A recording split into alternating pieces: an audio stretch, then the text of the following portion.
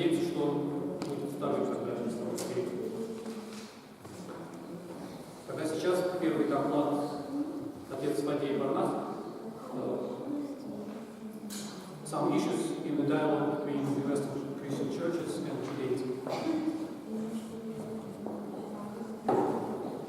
Thank you.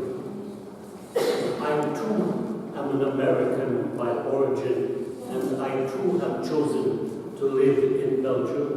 I for 50 years, and you can all draw the conclusion that Belgium is a very nice place for foreigners to live. It is, except for the climate. One or two sentences in introduction. I am not Jewish, although I look a bit Jewish. My training is not in Jewish-Christian dialogue. It's in ecumenical relations between Christian churches. And I was brought to Jewish-Christian dialogue rather by chance and discovered some very interesting, if in American English one could say exciting issues that have come up in Christian theology because of what we Christians have been hearing in our formal and informal contacts with Jewish speakers. Without going on about all of that, I'm going to start to read. My paper is too long to finish, so I'll just stop when the time comes. First point, the Thaddée Conference.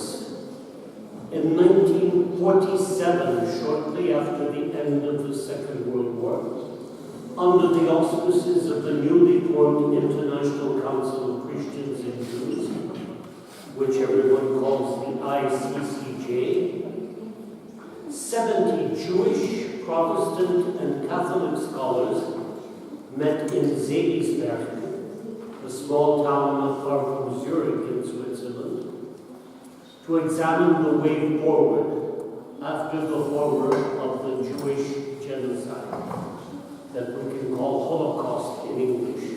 You can't do that in French because the Jews refused to have Holocaust, a religious word, applied to that disaster.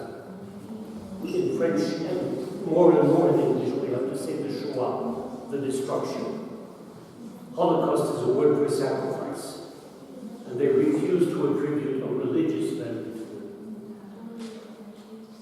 That meeting produced a list of 10 points which carried the debate beyond ethical considerations. How could it happen that in a Christian-dominated world, such a horror could happen to any minority, much less a Bible-based minority? The way forward. By calling on Christians to review their way of presenting Judaism and Jesus' relation to it in the church's preaching and teaching.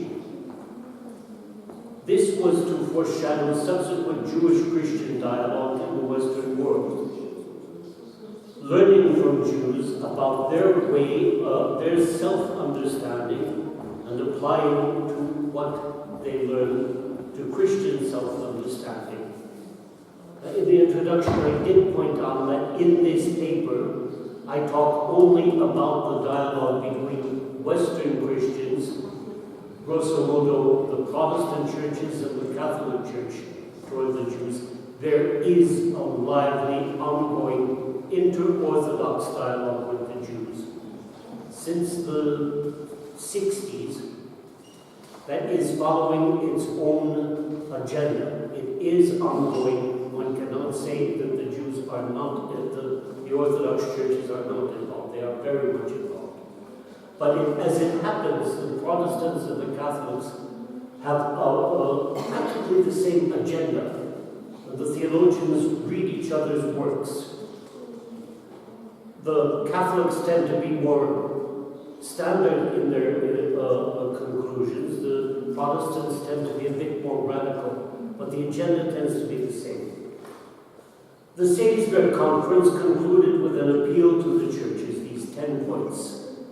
Jules Isaac, a French Jewish historian, who was not a religious person, but who understood what it was to think in a religious way, both as a Jew and as a Christian, and his arguments therefore became receivable, understandable to Christians. Jules Isaac presented a draft final declaration, which was the basis for this appeal to the churches, which proposed 10 points to help Christians to avoid using the Christian message to spread hostility to the Jews and to Judaism. The Zenisberg Conference led to a dialogue between Christians and Jews, which triggered a movement of massive criticism within Christianity itself. The churches now had to face a series of incisive questions in the doctrine, and in their doctrine as well as in their very self-understanding. I also want to point out, because there are many young people here, that you might not be aware that in 1947 it was no less than revolutionary for Roman Catholic, any Roman Catholic, much less Roman Catholic theologians, to take part in an interfaith and ecumenical meeting. The few Catholics who were allowed to go got a special permission from the Vatican, and 3 years later, this groundbreaking work of Zenisberg was not condemned, but stricken by a monitum from the Holy Office. This is interesting, but it's dangerous. Watch out. There was still time to go before the Catholic Church would open up to real dialogue, which the Protestants had led us here. Point 2. The question of deicide, murder of God. This, amongst the questions that I've got in my paper, is the only one which has led to consensus, and even for Roman Catholics, a conciliar document. The others are fascinating for anyone interested in Christian theology, but they're open debates. This, for the mainstream Protestant churches, and certainly for the Catholic Church, is no longer an open debate. It's clear.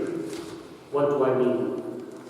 One of the most urgent issues to be addressed in the accusation is the accusation of deicide leveled at the Jewish people as a whole. The suggestion that all Jews bear the responsibility for the death of Jesus, whom Christians, moreover, confess to be God, goes back to the Gospels themselves. Above all, Matthew 27:25, which you all know, says, "All the people answered, His blood be upon us and on our children." Well, this verse was taken to mean that the guilt for the death of Jesus went back to the Jewish people as a whole, from generation to generation. And that reading of it led to some of the worst atrocities committed against the Jews for 2 millennia. It might well be that the person who finally wrote that text, that became the final text of the gospel, meant it to be so. How do we Christians today deal with that? How can we have to read it in public. But how do we preach it? The idea that the churches might scrap the accusation of deicide was put to the Zenisberg Conference as a draft text. And the draft text was tabled by some Christian participants, but the Jewish delegation deemed it too vague, and the project was postponed, so Zenisberg didn't say anything about this issue. Later, the World Council of Churches at its third assembly, New Delhi, 1961, stated, quote, "In Christian teaching, the historic events which led to the crucifixion should not be so presented so as to fasten upon the Jewish people of today responsibilities which belong to our corporate humanity, not to one race or community." Now, how do we justify this? And what did the Catholic Council of Vatican II do with the question? Later, before Vatican II, a number of churches followed suit. For example, the House of Bishops of the Episcopal Church, that's the Anglican Church in the United States, meeting in St. Louis in 1964, used similar terms to reduce the liability to some soldiers acting at the instigation of some Jews. I happened to be doing my studies in St. Louis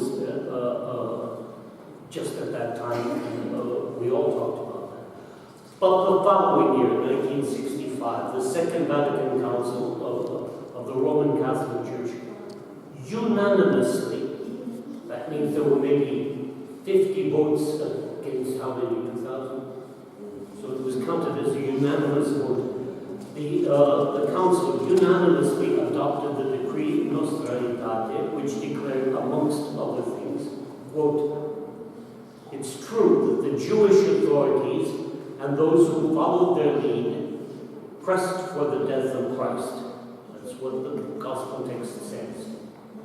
Still, what happened in his passion cannot be charged against all the Jews without distinction, then alive, much less against the Jews of today. Although the church is the new people of God, also one of the themes that has caused a great deal of debate, but we're not on that now. Although the church is the new people of God, the Jews should not be presented as rejected or accursed by God, as if this followed from Holy Scriptures. All should see to it then that in catechetical work or in preaching of the Word of God, they do not teach anything that does not conform to the truth of the gospel and the Spirit of Christ. Now, this being a document of a general council of the Catholic Church is binding on all Roman Catholics. Certainly binding on all people who teach theology. A document that is considered binding, but on a much lesser level, is the year from the early 1990s, the Catechism of the Catholic Church is more explicit and gives us the reasoning behind this, which is quite clear, in my opinion. We could talk about it if you like later. The historical complexity of Jesus' trial is apparent in the gospel accounts. The personal sin of the participants, Judas, the Sanhedrin, Pilate, is known to God alone. But we have reports of what they are said to have done and said. Hence, we cannot lay the responsibility for the trial on the Jews in Jerusalem as a whole. Despite the outcry of a manipulated crowd and the global reproaches contained in the apostles' calls to conversion after the Pentecost. Jesus himself, in forgiving them on the cross, Father, forgive them, they don't know what they're doing. And Peter, in following suit, both accepted the ignorance of the Jews of Jerusalem and even of their leaders. So if we take the text literally, all the Jewish leaders present there were calling for Jesus and calling that the responsibility for Jesus' murder would be carried on from their children to their children's children, generation and upon generation. It doesn't work.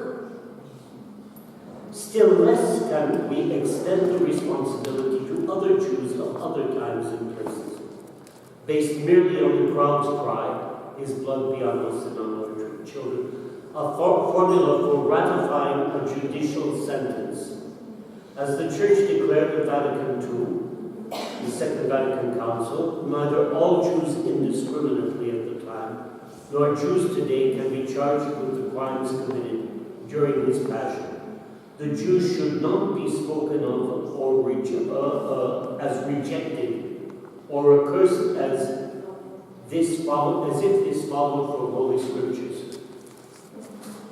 This was revolutionary in the Catholic Church.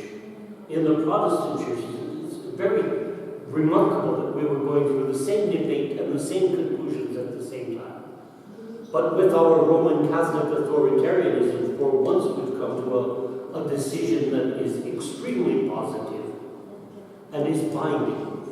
I'll end this point with other churches at the same time, the same period of time, issued similar statements.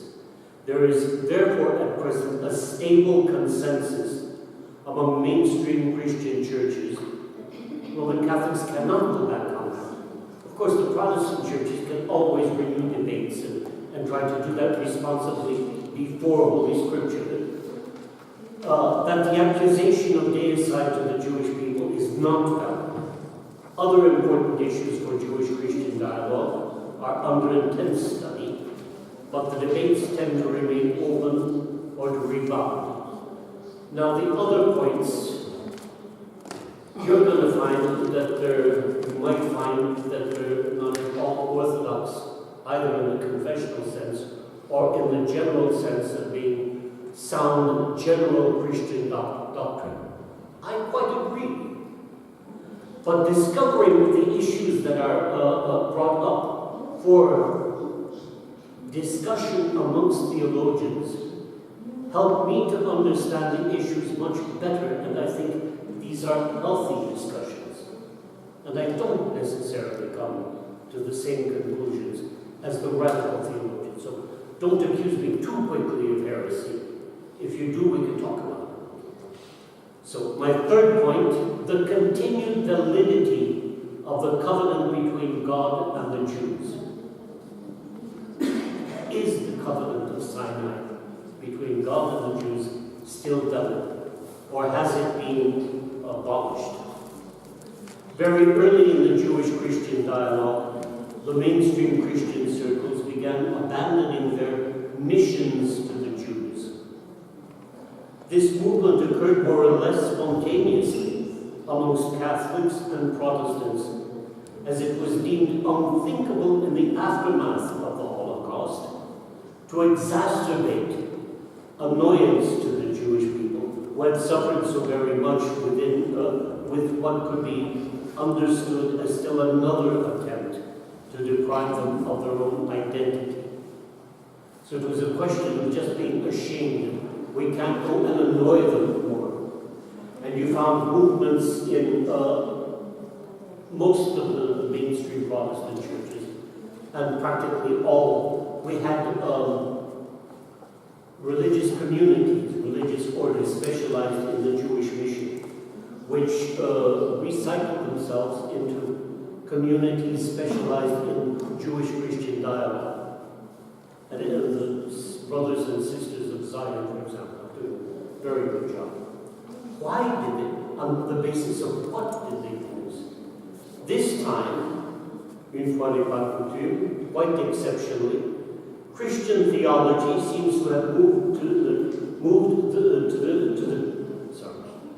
the conclusions to the premises, started with the conclusions and moved back to the premises, instead of the reverse. So it's questionable reasoning, if you will, and the why is still an open question. They began indeed to perceive the implications of the abandonment of the mission to the Jews. Jews can respond adequately and fully to God without addressing the Christian church. That is a big question. This implies that God's covenant with his people at Sinai remains valid, that is to say, that by virtue of their loyalty to the Torah, without reference to the New Testament, they fully satisfy what God expects of them. Okay. Huge open question. The mission to the Jews has indeed disappeared from the main Christian churches, but the theological debate, of course, remains. Based on chapters 9 to 11 of the Epistle to the Romans, theologians like Norbert Blofink showed that Jews and Christians are united in one covenant that was never revoked by God. Moreover, the New Testament texts such as Hebrews 8:2 and 2 Corinthians 3, like Jeremiah 31, speak of a new covenant which do not exclude or cancel the the covenant that precedes them. On several occasions, the authorities of various churches intervened in support of the permanence of God's covenant with the Jewish people, including Pope John Paul II on at least 2 occasions. The declaration of Pope John Paul II to the synagogue at Mainz already in 1980 represents a very significant example. The Pope spoke of, quote, the people of God of the old covenant, which has never been revoked. Now, in the Roman Catholic Church, that is a binding statement when a Pope, even on his own without consulting conciliar authorities, that one has weight. The same John Paul II said in Amman in 20 years later, 2000, the covenant and the law that Moses received from God survive forever. Open statement. But theological consensus has not yet been reached in this matter. Obviously, these are huge questions, but fascinating questions. That the more you talk about them, the more you talk seriously about these things, the better you understand what the quality of Thaddée, of the covenant of God really is. A study document entitled Reflections on Covenant and Mission, jointly published by the U.S. United States National Council of Synagogues and the Committee of the American Catholic Bishops for Ecumenical and Interreligious Affairs, on August the 12th, 2002, provoked a lively debate, to say the least, and was even denounced as heresy by none other than Cardinal Avery Dulles, a Jesuit theologian, son of a Presbyterian Catholic, Presbyterian American statesman, and a brilliant ecumenist who had become increasingly conservative in the last years of his life. That was a hard blow to him. He was a great man. I saw him in the third month before he died. And he had become terribly conservative. That's another story. It is clear that the theological researchers still have an important job to do to refine and solidify attitudes vis-a-vis Christians on this issue of the salvation of the Jews. Preferred tracks would, for example, be the comprehensive review of the New Testament, texts like John 4:22, salvation comes from the Jews, and Romans 11:26, so all Israel will be saved. But you can't just use a proof text. These are enormous questions. It'd be great if good Orthodox theologians would at least be there in the margins to say, dear friends, are you not forgetting this? Are you not forgetting that? Do I still have time to go on to a fourth point? The supersessionist debate, which touches, although we don't have a chapter on it, on the role of the church fathers in relations between the Christian church and the Jews. The fact is that the evolution towards a stable consensus now seems inevitable on these preceding issues. A statement called A Sacred Obligation, Rethinking Christian Faith in Relation to Judaism and the Jewish People, published by a group called the Christian Scholars Group on Christian-Jewish Relations, a U.S. United States interfaith group, was very strongly contested in various church circles for stating, and I quote, "We believe that God does not revoke divine promises. We affirm that God is in covenant with both Jews and Christians." But then, is there one covenant or two covenants? Tragically, the text goes on, the entrenched theology of what is called supersessionism, meaning the church has superseded the Jewish people entirely in God's relationship to humankind, continues to influence Christian faith, worship, and practice, even though it has been repudiated by many Christian denominations, and many Christians no longer accept it. And a good part of my adult life has been consecrated to calling it into question and debate. Our recognition of the abiding validity of Judaism has implications for all aspects of Christian life. The quote goes on, "In view of our conviction that Jews are in an eternal covenant with God, we renounce missionary efforts directed at converting Jews. At the same time, we welcome opportunities for Jews and Christians to bear witness to the respective experiences of God's saving ways. Neither can we properly claim to possess knowledge of God entirely or exclusively." Strong document. A Sacred Obligation was published on the 1st of September 2002. On the second anniversary of the publication of another document that I haven't yet mentioned, called Dabru Emet, which in Hebrew means tell the truth, which was signed by more than 200 Jewish scholars, Jewish believers, Jewish religious scholars, most of them from the English-speaking world. In this particularly bold document, the signatories recognize that Christians and Jews worship the same God. Now, for most of us, that's perfectly evident. To have authentic Jewish scholars say it with us is revolutionary, and offended a lot of Jews in the parts of Europe which had known the occupation. In this particularly bold document, the signatories recognize the text, in addition, states that Christians know and serve God through Jesus Christ and the Christian tradition. Jews know and serve God through the Torah and the Jewish tradition. Jews can respect Christians' faithfulness to their revelation, just as we expect Christians to respect our faithfulness to our revelation. Neither Jew nor Christian should be pressed into affirming the teaching of the other community. Don't try to Christianize Jews. Don't try to Judaize Christians. Which does not mean that conversions can't happen from one group to the other. It's a question of trying to. These two statements are open to huge discussions, and I want those discussions to come. And I'd be very happy if all of the churches participated on this.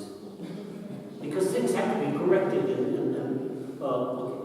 These two statements are not full mutual recognition in the first place, because both sides they initiate.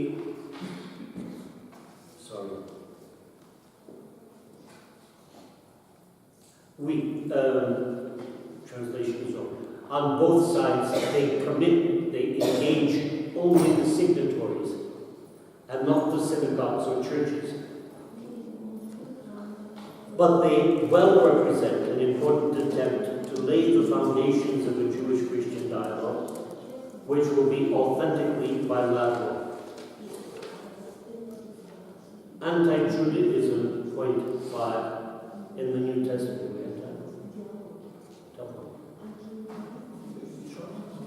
No, not true. Okay, you've got a lot of. Please don't throw me tomatoes. Thank you for your attention.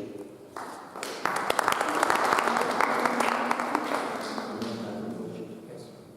So, у нас есть время для интересных вопросов. Пожалуйста, если у аудитории есть желающие задать вопрос.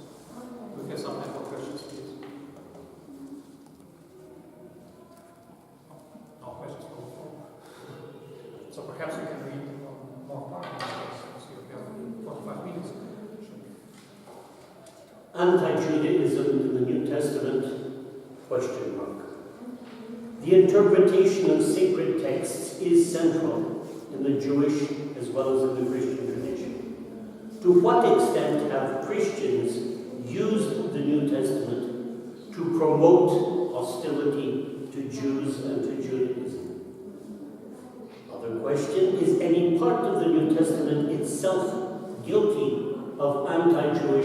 intent.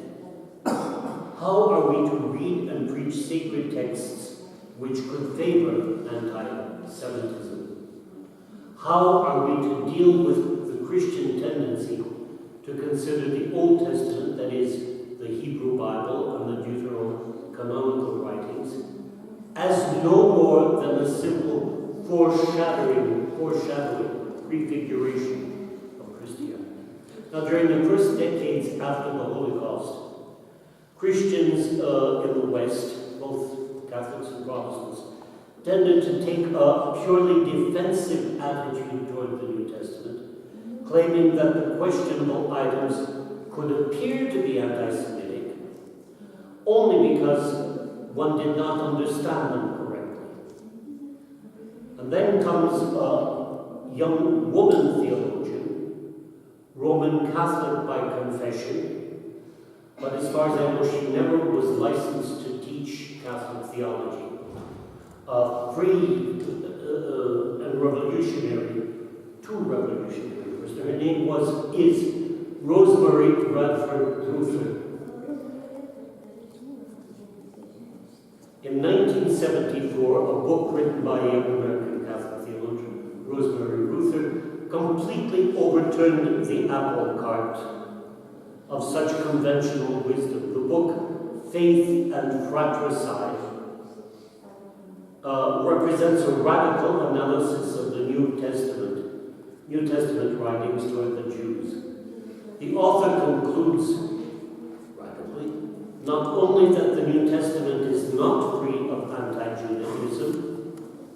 You understand the distinction. Anti-Judaism is a negative attitude toward Jewish religion. Anti-Semitism is a racial attitude. Okay? Not only is the New Testament guilty of anti-Judaism, but that it is the source of it. New Testament is reviewing the synoptic Gospels, the Acts, the epistles of Paul, Hebrews, and the Gospel of John. Ms. Ruther sets about demonstrating that those New Testament writings try to deny the very value of Judaism and to plead exclusively in favor of the Messianic Christian message. She tries to show that even the epistles of the Apostle Paul, in their polemics against the law, share in the same intention. The Christian community confessed Jesus Christ as the awaited Messiah and the Son of God. Therefore, New Testament writers had sought, in Luther's estimation, to demonstrate that the Jewish reading of the Scriptures was false, and that only the Christian reading was tenable. Christology, thus, became the very basis for the denial of Judaism. According to her now famous epithet, Ms. Ruther called anti-Semitism the left hand of Christology. Christology, that is our common received understanding of what Jesus Christ means in God's mission to the world, is bound inseparably with anti-Semitism. I don't agree, but she's asking the right questions. We have to find out the right answers. That's what I'm arguing.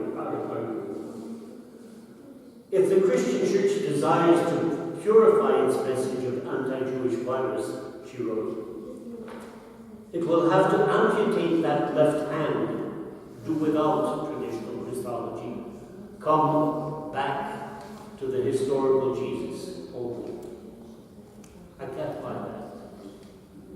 But we have to deal with it. The question is an open, valid question. This means that the Church must make way for the Jewish reading of the ancient Scriptures. That can be done, that must be done. But not by eliminating Christian confession that goes back to it. As a genuine revolutionary, Rosemary Luther had the gift of incisively asking critical questions. It is certain that the publication of Faith and Fratricide effectively changed the Jewish Christian dialogue. It was no longer possible advance arguments in defense of nascent Christianity without going in all lucidity into analyzing intentions, anti-Jewish or not, the writings of the New Testament. In my opinion, Ms. Ruther asked the right questions, the ones that had to be asked. She quite rightly called for greater intellectual honesty in our defense of the New Testament. But like many other revolutionaries, and I'll make no comparisons, she was also impetuous, even reckless. And now, farther on, beyond her, she's retired by now. Having left her mark on the Jewish-Christian dialogue, she soon embarked on other causes such as feminist theology, ecology, and the liberation of Palestine, which endured her very much to her Jewish partners. That's the end of that point. Thank you. Yes.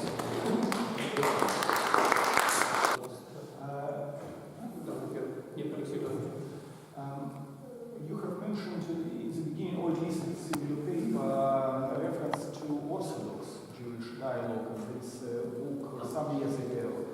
But do you know something about more recent developments with his involvement with Orthodoxy? There was a German Protestant pastor who wrote an excellent book, Kazat, Wir sind wie die Juden.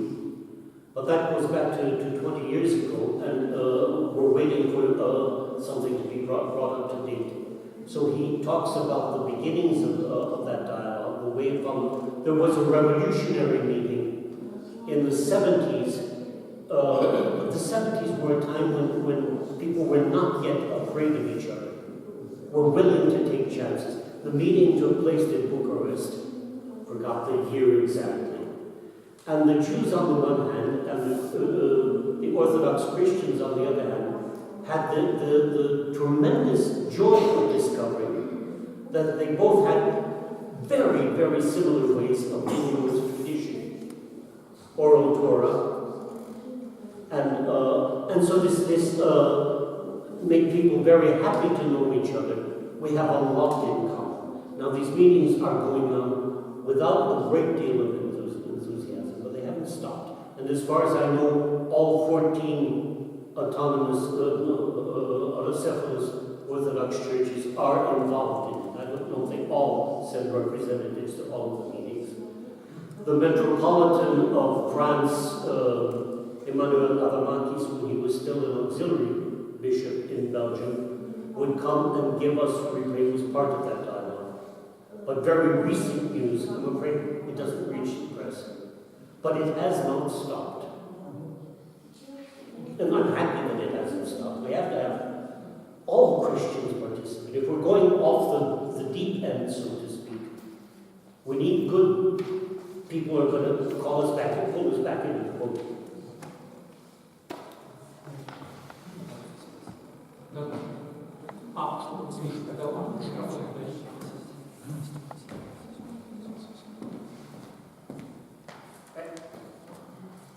Вопрос такой.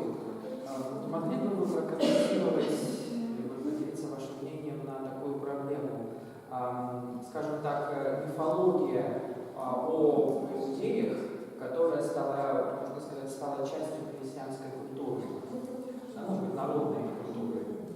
Вот, это другой вопрос. То есть есть такие сюжеты, очень хорошо известные сюжеты, где иудаизм предстает в негативном свете. И этим сюжетом уже не одно столетие. То есть вот, иногда это воспринимается вот как часть культуры, как часть традиционной христианской культуры. Вот как вы считаете, насколько актуален какой-то богословский комментарий христианских теологов по поводу этих сюжетов, по поводу этих мифов? Или, может быть, вы знаете прецедентный случай, когда вот миф, ну там, например, о богосфере и так далее, когда кто-то их комментировал, я имею в виду христианских богословов, и это вносило какой-то позитивный вклад в христианское восприятие последователей католицизма, православия, иудаизма. Спасибо.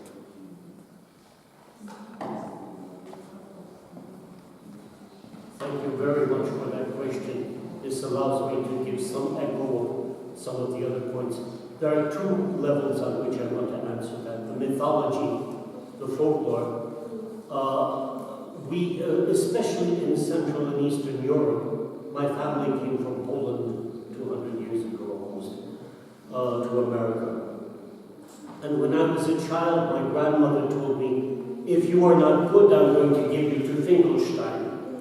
And when I say this to Jewish audiences in Belgium, they all laugh. And I have to remind them that what Grandma was talking about was the old Slavic myth that Jews used the blood of Christian children to make the matzah, the bread for unleavened bread it was something pretty horrible that Grandma was saying there, just to make me behave.